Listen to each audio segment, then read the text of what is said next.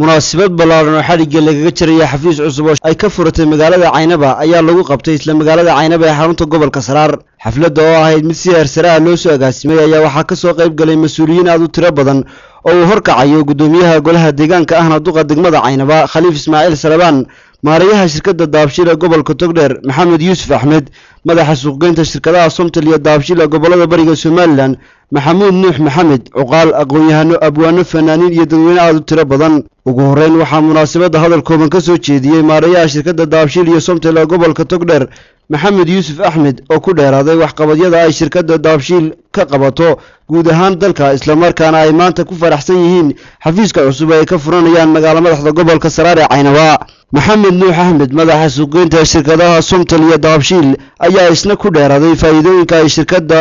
isgaarsiinta ee Somtel ku soo kordhisay dalka, isla markaana wuxuu intaasi ku daray inay ka mid yihiin khadka internetka oo xawaarihiisu dheereeyo iyo wireless phone iyo adeegyo kale oo doora. abwaan Cismaan Ibraahim Warsame Hurre Walanwal oo isna ka mid ah xubnihii madasha ka hadlay ayaa farta ku fiiqay faa'iidooyinka ay badanaa shirkadaha Somtel ku soo kordhiso dalka, isagoo intaasina ku daray inay inta badan faa'iidada ay ka hesho dadka dib ugu celiso isla dadweynaha. ugu dambeyntina waxaa munaasabadda albaabada u soo laabay isla markaana soo gabagabeeyay duqa degmada Caynaba Khaliif Ismaaciil Salabaan oo ka dhawaajiyay inay shirkadaha Somtel iyo Daabshiil yihiin kuwa kaliya ka qayb qaata taageerada bulshada ee dhinaca horumarinta, waxaanu shirkadahani ka codsaday inay cusbitaalka Caynaba ugu deeqaan gaari ambalaas ah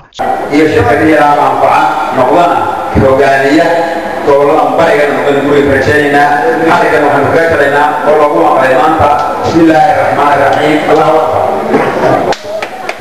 sidoo kalena gobolada gobolka Togdheer ayaa halkaasi ku soo bandhigay riwaayad xiiso leh oo ka turjumaysa faa'iidooyinka ay shirkadaha Somtel iyo Daabshiil ku soo kordhiyaan dalka Somaliland. Maxamed Aadan Dirir, telefishinka caalamiga ee Somali Channel, Caynaba.